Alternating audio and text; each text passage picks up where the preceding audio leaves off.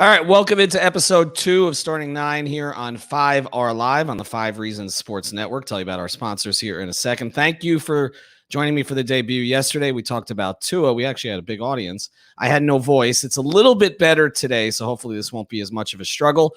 We've got a guest at 9:15, my guy Vincent Goodwill. He works for Yahoo Sports. He's a national NBA writer. I've had him on 5 on the Floor many times, popular guest, and he'll tell it like it is, kind of how the rest of the country views the Miami Heat, which is what we're going to talk about today.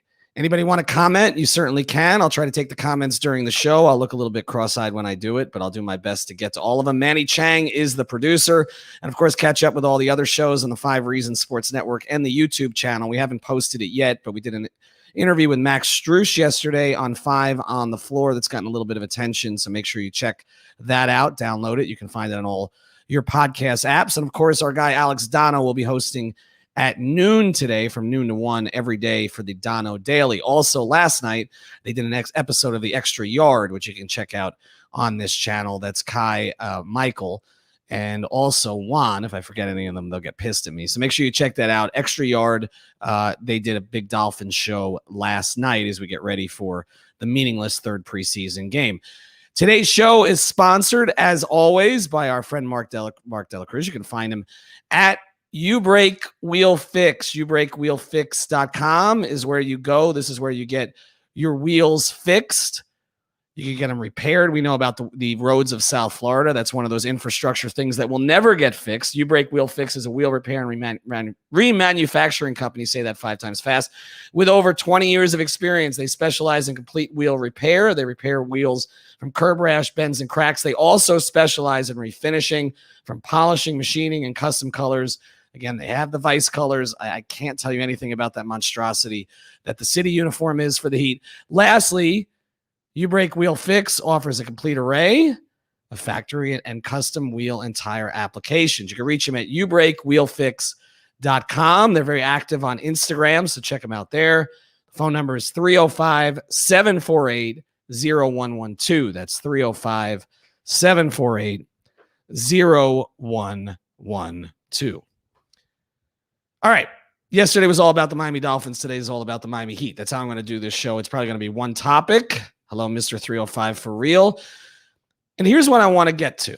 No, Sean, I did not steal Alex's lighting setup. I simply switched seats in my pseudo dining room here over off Las Olas.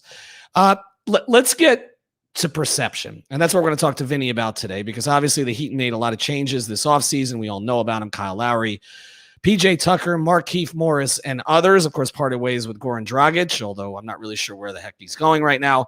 Obviously, parted ways with Kendrick Nunn, which was a little bit of a surprise to me. Kept Duncan Robinson, promoted Max Strus, our most recent podcast guest, and Gabe Vincent to the active roster. Just lost a two-way guy, may end up adding a two-way guy, and of course added a 7-footer who can shoot and rebound out of Summer League, something that we didn't see coming.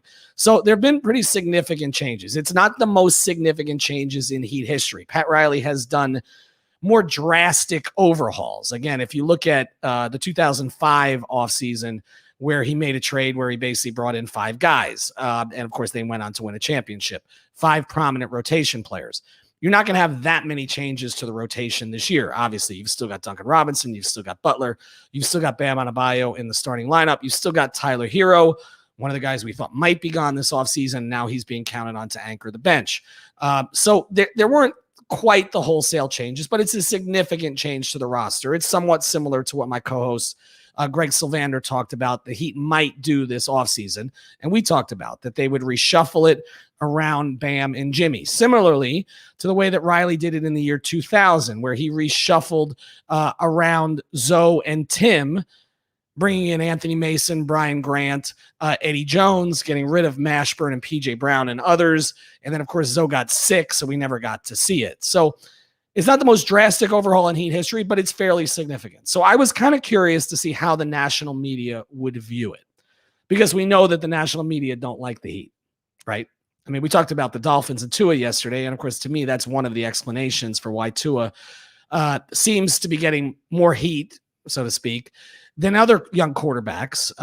That one of the reasons could be just that people don't like Miami. You got people like Ben Volen and Colin Cowherd and a bunch of others who are looking for every mistake that Tua makes instead of looking at anything positive that he does. And it's not commensurate with what they do with other young quarterbacks entering their second season, not that far removed from hip surgery on a team that was rebuilding when they joined him. It's just not. Okay. So some of this is a Miami thing.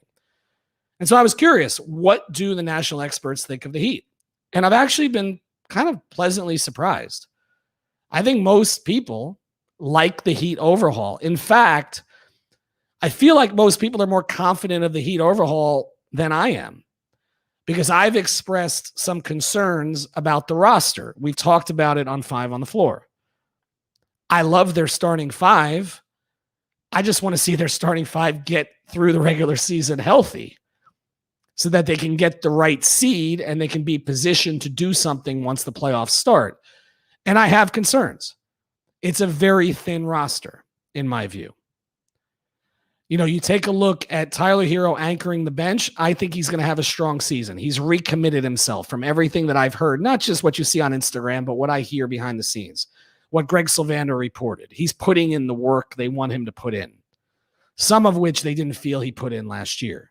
And I'm not talking about in the gym on the court. I'm talking about kind of behind the scenes in the weight room, training, that kind of stuff. They feel he's committed himself. So that's good. So they may have a young bench anchor who can give them 18 to 22 points off the bench on a consistent basis, semi-consistent basis, somewhat similar to what Goran Dragic did. That's good. I believe in Max Strus, not just because we had him on the pod yesterday, but everything I've heard again behind the scenes about him is very positive. I think he's one of those guys we see in the Heat developmental program who asserts himself in his second season. We saw it with Duncan Robinson. So I feel like they're okay there. I think they're going to be okay at the backup 4 with Markieff Morris. They wanted Markieff Morris to have to compete with KZ Okpala. I don't think that's going to happen. I think it's going to be Markieff Morris. My concern is beyond that. My concern is Gabe Vincent a backup point guard that you can trust for consistent minutes when he hasn't proven? Thank you very much for that. It's getting a little better. When he hasn't proven that he can shoot the ball at a high level in the NBA. He's done it in the G League, but not in the NBA. They think he can put it together. We haven't seen it, with the exception of a couple of games for the Heat and 1 game for Nigeria. So I have concerns there. I know there are high hopes for Yurtseven, and I get it, okay? But again, it's usually the second season in the Heat's developmental program that a guy takes the next step.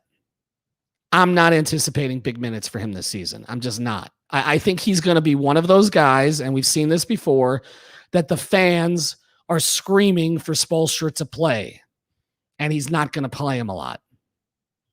And everybody's going to be like, why is he playing Markieff Morris in those minutes? And that's just going to be Spo. I don't think he's going to play him a lot this season. We'll see. There have been times he surprised me. Putting Kendrick Nunn in the starting lineup was one of those surprises straight out of Summer League. But I don't anticipate it's going to happen with Omer. So their bench is thin.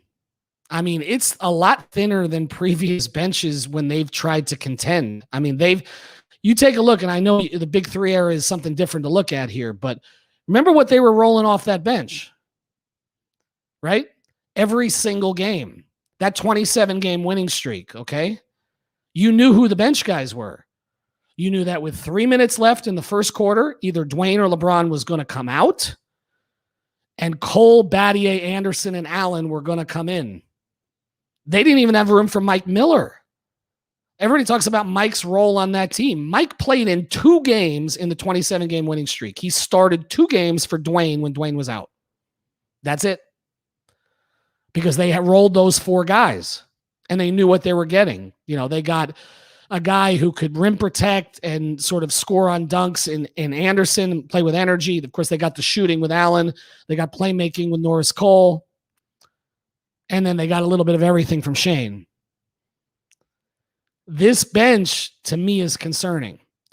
You've got 14 guys on the roster, plus two two-ways. We don't know who they are yet. I'm assuming one of them is going to be Garrett once he gets his agent situation figured out.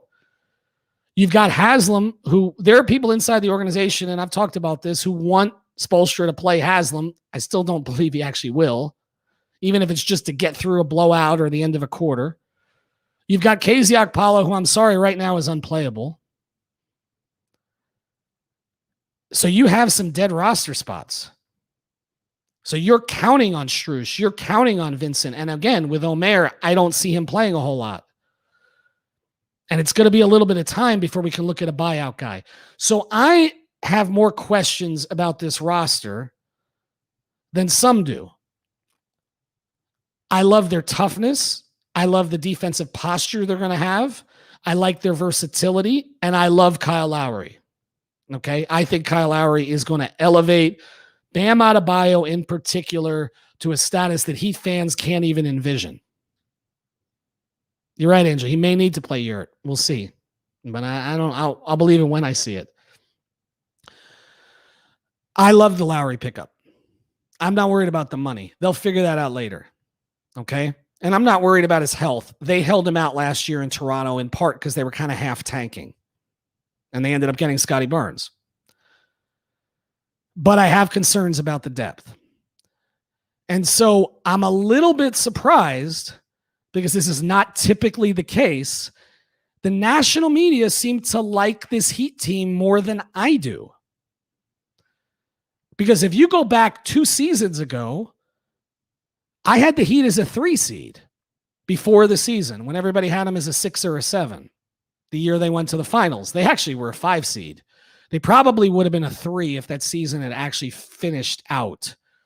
Of course, they gave away that game to Indiana, and the bubble ended up being 5. But usually I'm a little bit more optimistic about the Heat than the national media are. Mostly because I believe in Spoelstra to figure it out eventually. Not always at the start of the season. Remember 16-17, and then they went 30-11. Spurs teams tend to get better as the year goes on. Last year, it didn't really happen, I think, because that team just ran out of gas. But that's a good point. PJ Tucker has not given his recent teams any offense, same for Markieff Morris. I do think this team is going to be offensively challenged at times. This team's offense is dependent on a couple of things. Kyle Lowry forcing Bam Adebayo to be aggressive, putting him in those positions and telling him to go do it. Bam's never had a point guard like that. It's not really Goran's personality. It will be Kyle's. And Kyle will be empowered to do it by Jimmy and by Spoelstra. That's one way they can get better offensively. The other way, and I know this sounds crazy because I thought he was probably going to get traded, is Tyler Hero taking a leap. Because they're putting it all on him. One of the reasons, and I reported this on 5 on the Floor, they did not retain Kendrick Nunn was because they want no one in the path of Tyler Hero. So whether Tyler becomes an elite bench scorer for them or a trade piece for someone else, they're going to give him the full opportunity. Those are the 2 ways they get better offensively. Bam's growth, Hero's growth. Bam's growth will have a lot to do with Lowry. Hero's growth will have a lot to do with himself because they think it's in him. But they are going to struggle offensively a lot of nights. And there are going to be calls for Omer or this guy or that guy, and there's just not a lot to go to. So I like this team as a playoff proposition. I think they're going to be a really tough out. I just question how they're going to get there. And one of the things we're going to talk to Vinny about when he comes on in a couple of minutes is how the rest of the media feel about this. Because most of the rest of the media have the Heat as like a 3 or a 4 seed with room to grow. I kind of have them 4 or 5. And that's where we are. All right, I want to tell you about another of our sponsors here on starting 9. I'm just kind of getting used to this new format. We've got a couple of them. One of them is BetUS. You got to go to BetUS to make your bets. You can see them up in the top corner there. Use that code 5. This is our new betting partner at the 5 Reasons Sports Network. You get a great bonus when you go and use our code. Again, the code is 5. You can do the live betting there like you can on the other platforms. This is the most reliable, most trusted of the betting services. That's why we're working with them. We want to make sure if you give them your money, you get your money back. Okay, so bet NFL. We got obviously more preseason coming up this weekend. Not sure you want to bet on that Dolphin game because I don't think anybody's actually going to be playing, but make sure you get in the NFL futures bets. And of course, as you go forward into the NFL season. So bet with BetUS. This is the most trusted platform. They've been doing this for a long, long time, and they've got everything there. So just go on, poke around, make yourself a $20 deposit, get it matched, and again, use that code 5. All right, we're going to be joined here by Vinny Goodwill any minute. I think Manny's going to give me the heads up when he's there. In the meantime, if you have any questions or anything else, one of the things we're going to do on this show is I'm going to try to take the listener comments. This is another one from Dominic. Either way, the offense will definitely be better than last year. I don't know about that. I'll say this. I think that some guys will shoot better than they did last year. I think that Hero's numbers from a catch and shoot perspective are going to go up significantly. I think that one of the issues with him last year was they put too much on his plate early. The ball was in his hands, obviously as a starter a lot. He was having to make decisions for other people. I think they're going to simplify things for him this year. I think they're going to get him in a lot of lineups with Kyle Lowry, allow him to play off the ball quite a bit, and just spot up and shoot, which is one of the things I think he'll be more comfortable doing. I think his shooting numbers will go up. I think Strus's numbers will go up with more consistent playing time. He kind of hinted at that yesterday. I think Jimmy getting his legs under him will help a little bit in terms of having a real offseason. So I do think his shooting numbers will go up some. I don't think he's ever going to become the three-point shooter that Heat fans want him to be. And I think, again, Bam's aggressiveness and his efficiency will stay the same as he gets more aggressive. This question, our bench can't get any worse than last year. I mean, yes and no. I'll just say this. I mean, you had Goran Dragic off your bench, at least for 3/4 of the time last season, right? I know they had a lot of inconsistency off the bench. I know they were rotating the two-way guys in and out. Iguodala didn't really provide as much as he did the previous season, at least towards the end. So maybe it's a push. I don't know. I have concerns about a team I think we had higher hopes for the bench before last season, and then a lot of those guys didn't end up panning out. All right, we're going to bring on Vinny Goodwill. He's our guy from Yahoo. He's been on 5 on the Floor several times. You did get dressed up for the occasion. Although you're wearing the Detroit hat. I don't know about that. This is good. This is how you crawl out of bed. You can find Vinny at Yahoo Sports, I think. I don't know. You can find. Give me the Twitter handle. Don't do that. I do that to you all the time. I never know where you're working. And then give me the Twitter handle again. It's 6 different variations of your name. Which is it now, Vincent? No, I lost you for a quick second. What is the Twitter handle again? The Twitter handle is at Vince Goodwill. Yeah. It sounds more professional to say Vince now as opposed to Vinny. Vinny is for friends. Vince is for all the Twitter weirdos. That's right. We got a lot of Twitter weirdos that follow both of us. My voice a little bit of a struggle. Vincent, Vinny. So I'll try to get through this. You tend to overpower me anyway. I want to get to this question. The Miami Heat reshuffled quite a bit this offseason. I said it's not Riley's biggest reshuffle ever. We've seen him do more. But he basically took the core, which was Jimmy and Bam, and then sort of added Duncan Robinson to that core by retaining him at what I thought was a fairly reasonable contract, and then retained Tyler Hero too for now, and sort of reshuffled around them. It's sort of similar to reshuffling he did around Mourning and Hardaway, late in their tenure, or around Dwayne and Shaq after the 05 offseason. We saw how that paid off. Didn't have to do a lot of reshuffling around the big three necessarily during that era, but he added a Battier, he added a Ray Allen. There were pieces that got them over the top. Your view, before we get to Kyle Lowry and specifically what he'll do for the Heat, your view of what he did this offseason under the circumstances. I felt like it was more of a confirmation that he believes in that team that made the finals in the bubble, as opposed to believing it was fool's gold. You know what I mean? Don't get me wrong. Adding Kyle Lowry is a huge piece, but you have to believe in, like your core four. If that's Hero, Jimmy, Duncan, and Bam, then you're like, okay, that's cool. You know what I mean? He looks at that and says, I'm not afraid of the Eastern Conference. I'm not afraid of the Brooklyn Nets or the Milwaukee Bucks, even though, Ethan, I might argue that the Eastern Conference is at its best and deepest maybe since 2005 or somewhere around there when Shaq first came to Miami, and you had Detroit and you had Miami and you had Indiana before the Malice at the Palace and everything else. You could argue that the three best teams back then were the Eastern Conference. I think you could almost make the same argument this time around, depending on how things break. I was curious what you thought about the Duncan Robinson contract. I'm not for certain that if an offer comes around that he's going to hold on to Hero. I wonder if Hero's, his value is so, has plummeted so much because of how he finished last season that it was no sense in putting him on the market.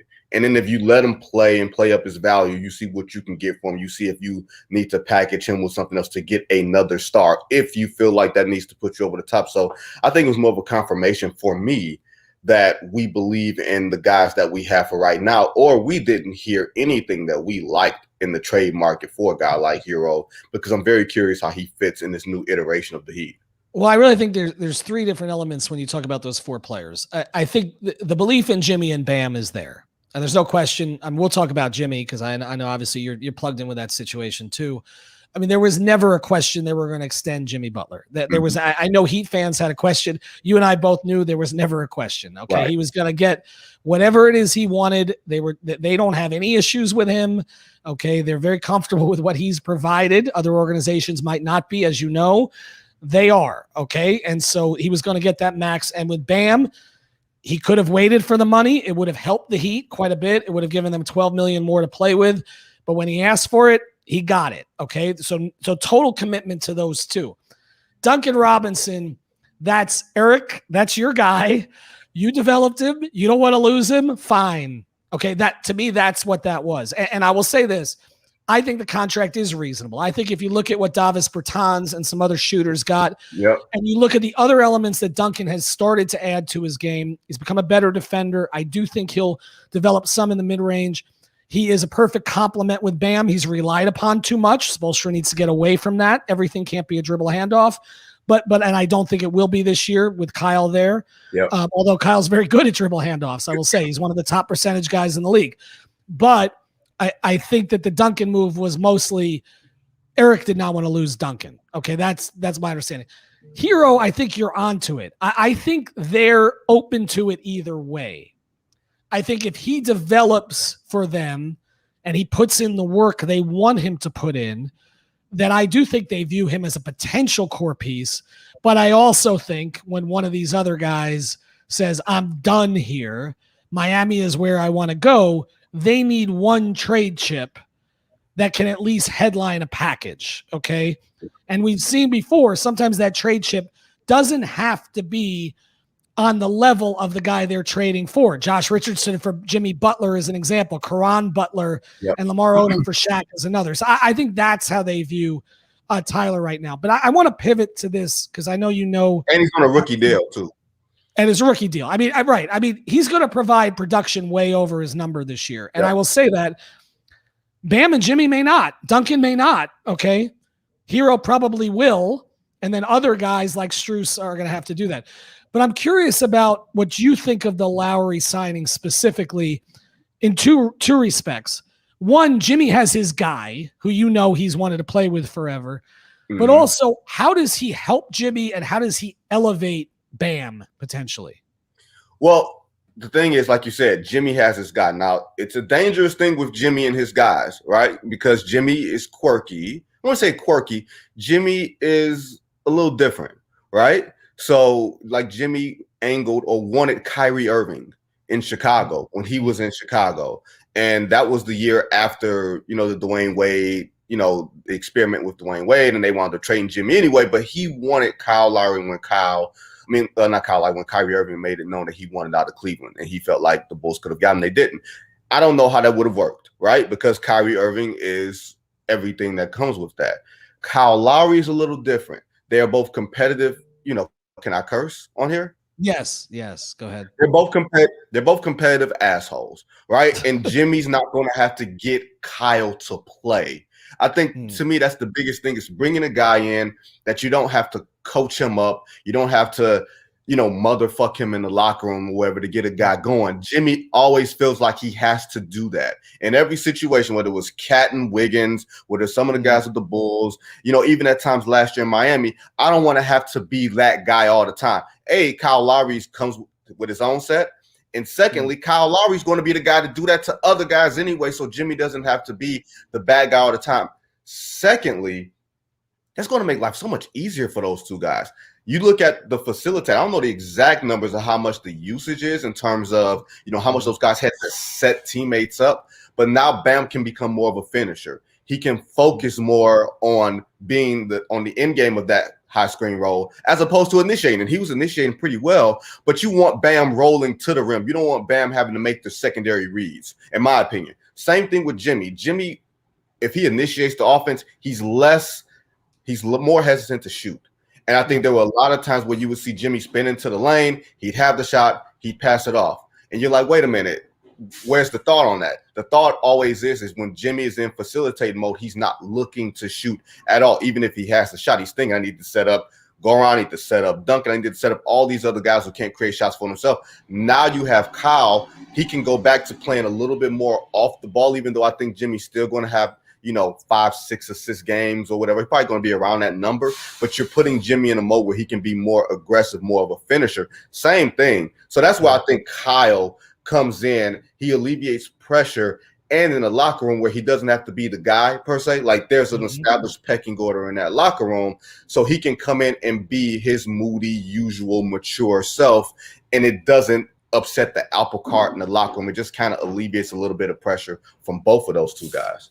All right, and a couple more things I want to get to you here while we can. When you take a look at, like you mentioned, you think the East has gotten considerably better, but we're counting on some things there, right? I mean, everybody's making the assumption that the Nets will finally get those three guys on the floor, and you would think after a full offseason that that's a safe assumption. But you mentioned, I mean, someone who is quirky is Kyrie. We just don't know. Okay, I think it's pretty clear to say KD is back. Okay, completely. Yes. Right. So you're going to have to deal with that, and you would assume that Harden would get himself in the kind of shape. Maybe not assume. I don't know.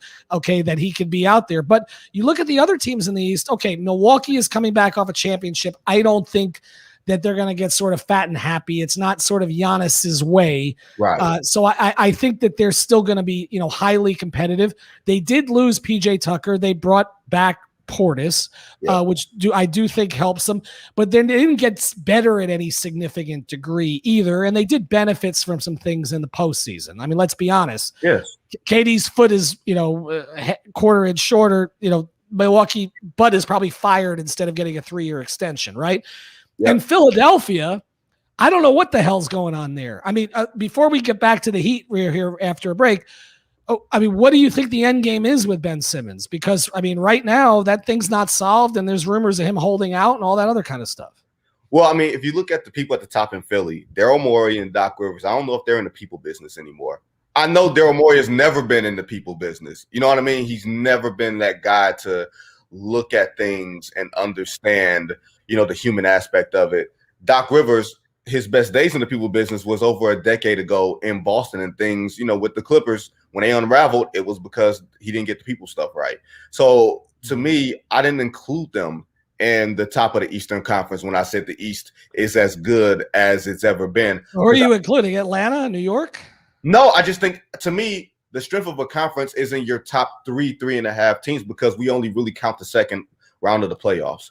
I really don't think of a first round or like top 6 being worth something. If your best 3 teams are legitimate championship contenders, then you've got it, because I only think there's 4 in the league in a given year. And I think that there's 3 in the East. 3 of the 4 are in the Eastern Conference. I think there's 1.5 in the West. So while you're right about Brooklyn and Kevin Durant being back, I'm curious about James Harden because he's on the other side of 30 now.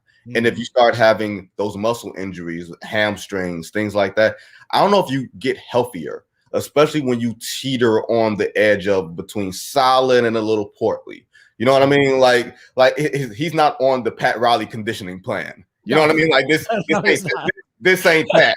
He's on the Pat Riley conditioning plan does not include Tootsies. No, as far as none that I've ever heard of or seen. You know what I'm saying? So I do think that Brooklyn has some questions, but I do believe, like when LeBron was in Miami, was in full peak, that if you have the best player in the game, and I believe that is Kevin Durant, and I believe that's been Kevin Durant for the past umpteen years, we just didn't want to say it out loud, that you have a better chance than most.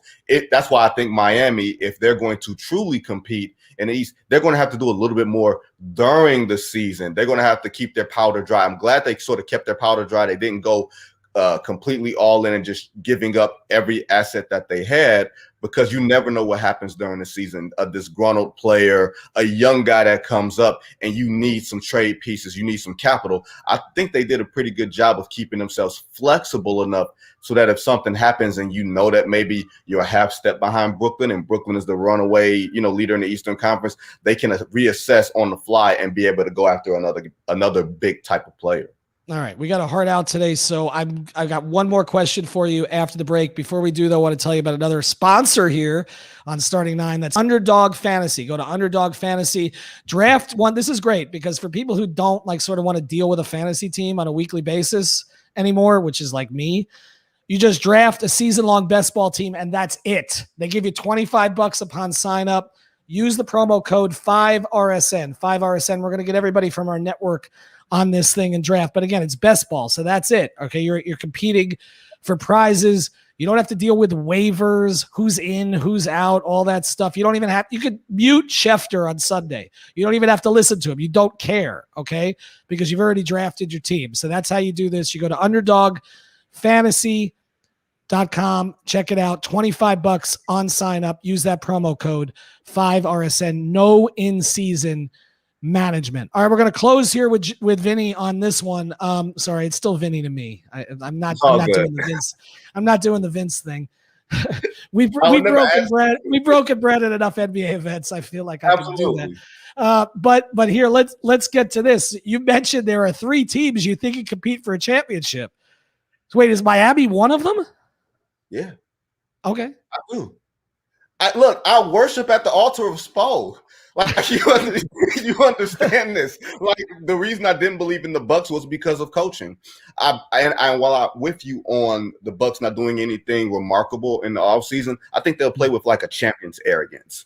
You know what I'm saying? Like they've gotten the weight off of their shoulders, and you've seen that happen where it's sort of just learns how to win, and all of a sudden they figure things out and they're like, oh shit, this isn't as hard as we thought it was. So I do think that Miami over Philly right now, unless Philly does something with Ben Simmons, like trading him for Damian Lillard, but I will put Miami ahead of Philly in the Eastern Conference. I'm not sure how Brooklyn and Miami match up. It kind of depends on health and if Kyrie is taking PTO time, but like that is where I am. But I think Miami is firmly Miami, put it like this. Miami is the team that neither Brooklyn nor Milwaukee want to see in the second round. If they can avoid that monster into the conference finals, I think they'll take that. That's where I'm at with them. I think they're a playoff prospect this year. I don't love Miami as a regular season team this year. And typically I do, but I just think some of these guys, you're talking about a lot of guys over 30 and a lot of guys with limited experience. Inexperience, you get inconsistency. And with older guys, you get some injuries and some days off. There's not a lot in the middle on this team, and that's one of my concerns. Vinny, Vincent, whatever the heck it is, we appreciate it. Follow him at Yahoo Sports. Thanks for getting up, and thanks for giving us our first MF here on Starting Nine. Appreciate it, man. My bad. Look, here's the thing. You can always call me Vinny. Like not too many people call me Vinny nowadays. People still call me Juice. I don't know, from 25 years ago. Anyway, I'll be back on this show next Tuesday. Yeah, you know the story. Check out 5 on the Floor. Until then, I'll be back next Tuesday, hopefully with a voice implant between now and then. Have a good one.